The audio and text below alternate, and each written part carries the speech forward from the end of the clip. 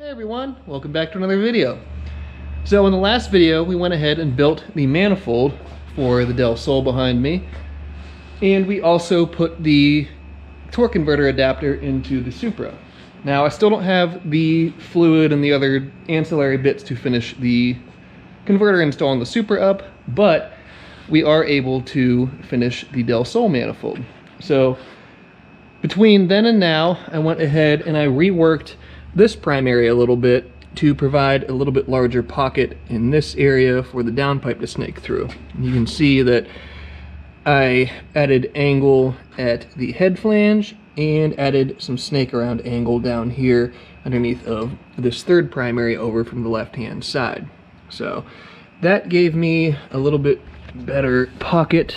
This is a 2.5 inch tube that will be the same size as the tube used on the downpipe, and we have a pretty substantial amount of room there to snake the downpipe through. So that makes me happy, and ever since I built that primary, I wasn't super stoked on the way that it came out and the amount of space that was allotted for the downpipe there. So reworked it, all is well there, and now it is time to weld it. So everything is good now. I can go ahead, weld straight through, and I don't have to do any oddball weird stuff like welding 3 of the primaries, fitting the 4th, seeing how everything works out. Everything's good to go now. So all that said, I'll go ahead, I'll pull the manifold off of the Del Sol, throw it back in the fixture, break the primaries off of it, and get prepared to begin welding.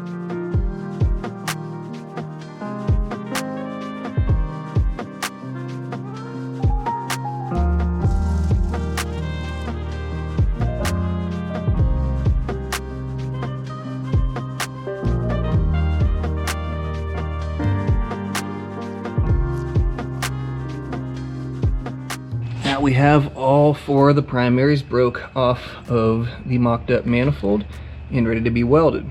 So when I do this, I like to weld from the innermost or the least visible primary first and work my way out to the most visible primary. Reason for this is each manifold that I start welding, even though I've done this for 10 years or so at this point, there's still always a little bit of rust to knock off at the very beginning of each manifold that you're welding. So if you weld the least visible one first and start from the least visible portion of the least visible primary, you can knock the rust off on an area that won't be out in the open and seen, and gradually work your way back into a groove as you make your way through. So in this instance, number 3 right here, or primary 3 from the left, will be our least visible one. So we'll start with that and then work our way, I don't know the order just yet, but I do know this will be the first one, and we'll figure out the rest as we go along. So let me throw it up on the bench, get the purge lines hooked up to it, and let's get to it.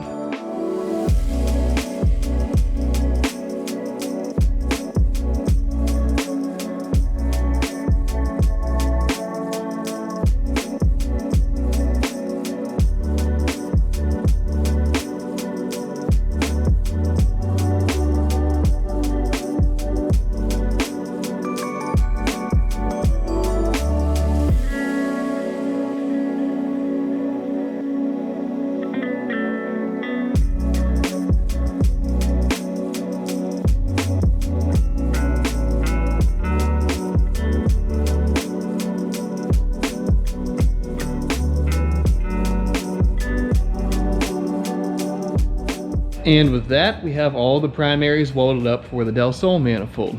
Now, the next thing to do with this will be to weld the primaries to the collector and to the head flange. However, it's getting rather warm in here right now, and I'm going to get out of here for today.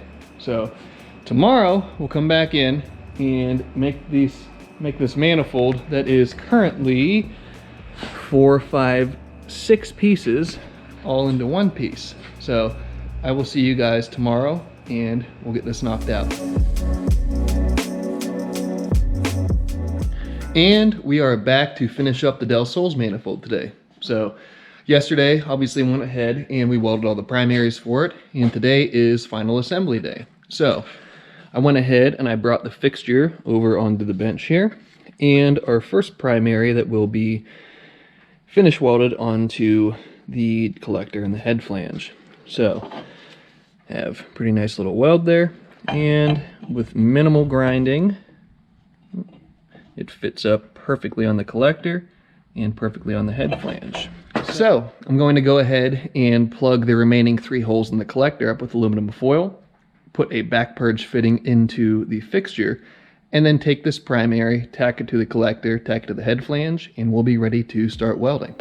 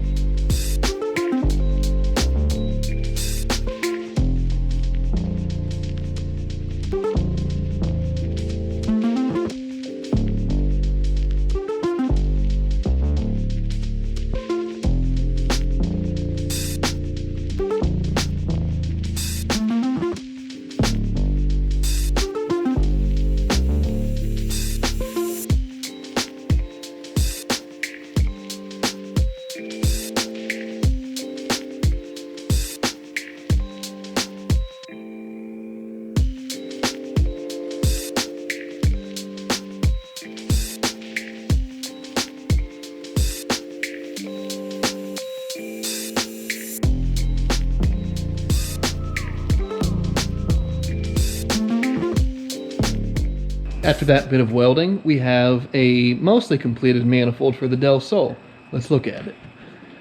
So, there we have, I guess what we could call the front winder. It obviously sits on the front of the engine, wraps around like a side winder, front winder, I don't know. But, here we have it. All the head flange welds done, all the welds to the collector done. This thing came out nice. And haven't mentioned it, but this is a 321 stainless manifold as opposed to 304. So 321 I typically will use schedule 5.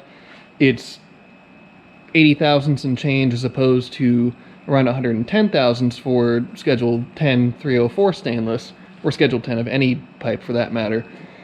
So we end up with a little bit lighter manifold, and I'm able to use a thinner material due to more noble alloy properties for 321 stainless. It has a higher nickel content, has titanium added to its alloy structure to prevent corrosion, and those things work to make it a little bit more durable of a material, or to contend better with higher heat situations and thinner walls than 304 stainless. So we have our nice 321 stainless manifold here, and the next order of business will be to place the wastegate on it. So I'll go ahead, I'll roll the Del Sol back up, put the manifold back on it, and we can get to figuring out where the wastegate's going to be located.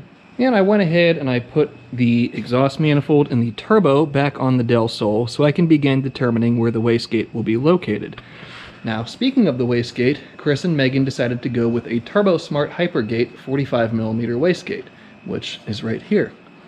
So I went ahead and I laid out the components that are on the exhaust side of the wastegate.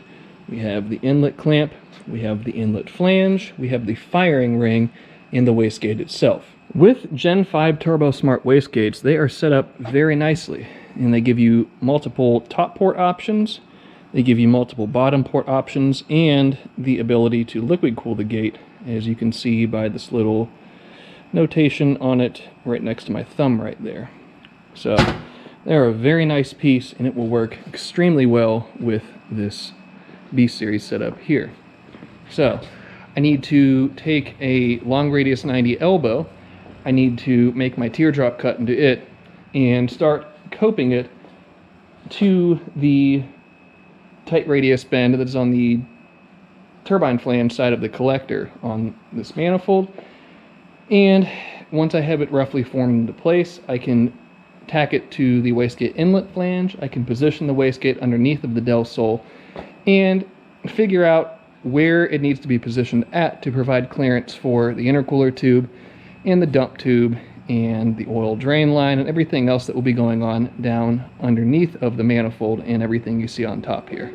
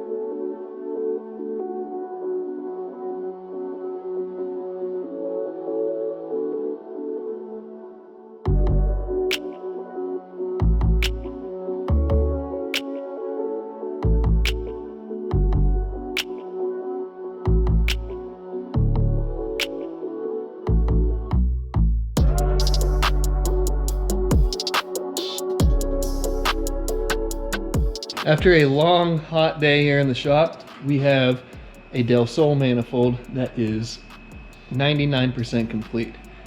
The only things left to do are to weld the inside of the head flange, to plane the head flange, and to put a BPA logo tag on it. Other than that, everything is complete. We went ahead and put the wastegate provisioning on it. It was the last thing today. And this is a good illustration of a proper transition for your exhaust gases. You don't want the wastegate to come off perpendicular to the flow of exhaust. And if it does, as you can see, this goes even past perpendicular and puts the wastegate going rearward. You want to have a transition there, like a teardrop or something along those lines. If you make just a pipe that comes 90 degrees into the direction of exhaust gas flow, I almost guarantee you're going to have boost creep issues. The gas is traveling at such a velocity that it just can't make that sharp 90-degree bend to make it through your wastegate provision to the wastegate. So I highly advise putting some sort of a transition like this on your manifold, and you should have no boost creep issues.